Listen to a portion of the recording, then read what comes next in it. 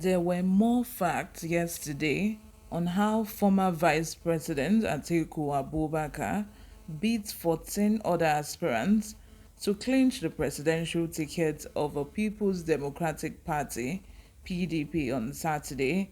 Before I go into details of today's news, if you haven't subscribed to this channel, why are you not subscribed? Subscribe so you can get daily news from us. Also, don't forget to click on the like button. Most importantly, click on the notification bell so that you can get notified whenever we post. Without further ado, let's dive straight into the details of today's news. It was learned that two last-minute negotiations with presidential aspirants from the north, especially Sokoto Governor Aminu Tambuwal, gave Atiku the cutting edge over his closest rival, Rivers State Governor Nelson Wike. The former vice president had 371 votes as against Wike's 237 votes. The news gathered that before agreeing to step down, Tambuwal had been in talks with Atiku for the position of President of the Senate in 2023. However, the intervention of a former National Security Advisor, NSA, acting on behalf of some founders of the People's Democratic Party (PDP), made Tambuwal to back Atiku. The same forces accounted for the withdrawal of another aspirant, Mohammed Ayatuddin, from the race in the early hours of Saturday.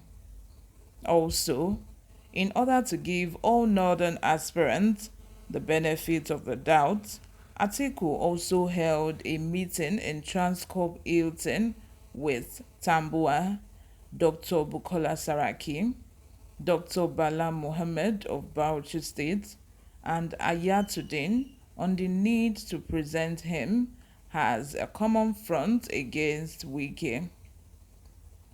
The Transcorp Hilton session was triggered by an intelligence report that Wike, who had a big war chest, might clinch the ticket without a united North.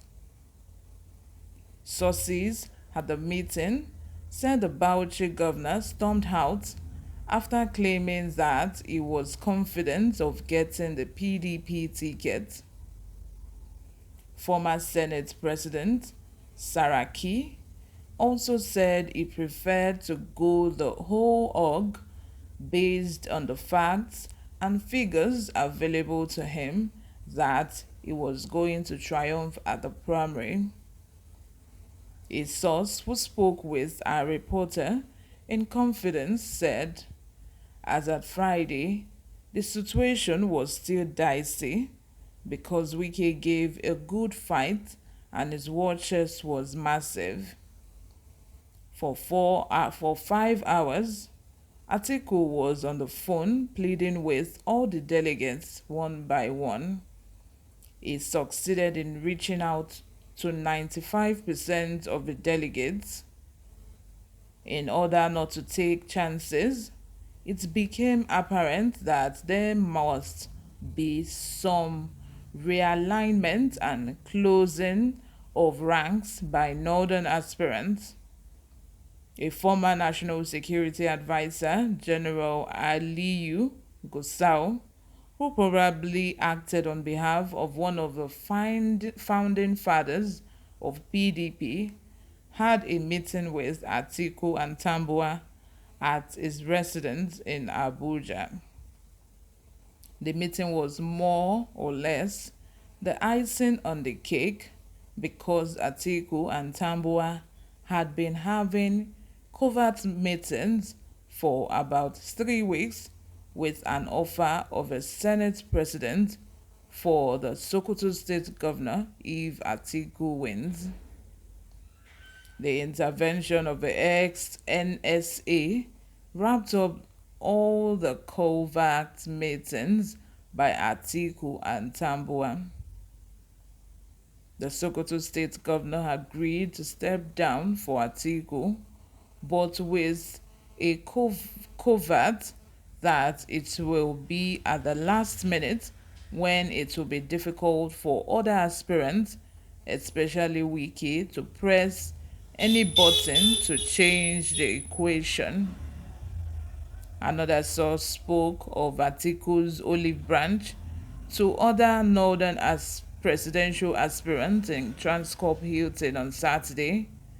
The source said, as part of the agenda of the United North to curtail the hurricane influence of Wike on delegates, Atiku met with aspirants from the North in Transcorp Hilton on Saturday. The PDP presidential flag bearer had offered to accommodate all the aspirants, including Office of Chief of Staff for Saraki, a ministerial appointment for Ayatuddin, second-term governorship ticket for Mohammed Bala, and of course Tambuwal for Senate President. But at the session, the aspirants did not allow the presentation of negotiation terms. They considered Atiku has been in a weak position for him to have called for the meeting. Governor Bala Mohammed, who was sure of victory, stormed out. Saraki said he wanted to complete the race, having done his homework well, that he could get the ticket. Ayatuddin, who had been spoken to by some northern elders, opted to withdraw. But Tambuwal, who was privy to the agenda of some northern leaders and founding fathers of the PDP, was also tagging along at the meeting. He was enjoying the accord coordinates with Atiku without suspicion by other aspirants. In line with the deal, Tambuwal acted the script at the nick of time at the convention ground. Beyond Sokoto, Tambuwal rallied his supporters nationwide to back Atiku. Although Kano delegates were holed up somewhere by Wike's strategists, calls were made to them on the northern script for Atiku, and most of them complied. There were reports yesterday that Wike got an intelligence report on the gang-up when it was too late for any remediation. A source in Atiku's camp said, "We suspected he got intelligence of the final intruders when he came up to say that he will support whoever wins at the primaries. He realized that Wike had gone far and may cause an upset. It became necessary to realign forces and curtail him." As of press time last night, it was gathered that Atiku may leave Abuja for Dubai today, which is Monday, to take what a source described as a well-deserved rest.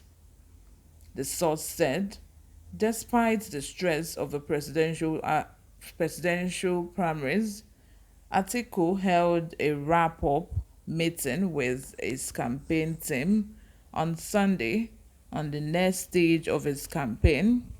By Monday, he will go to Dubai for a break and reinvigoration. If you haven't subscribed to this channel, please go and subscribe right now. This is where I'm going to be drawing the curtain for today. Subscribe, hit the like button. Most importantly, click on the notification bell so that you can get notified whenever we post. I'll see you in my next video. Bye for now.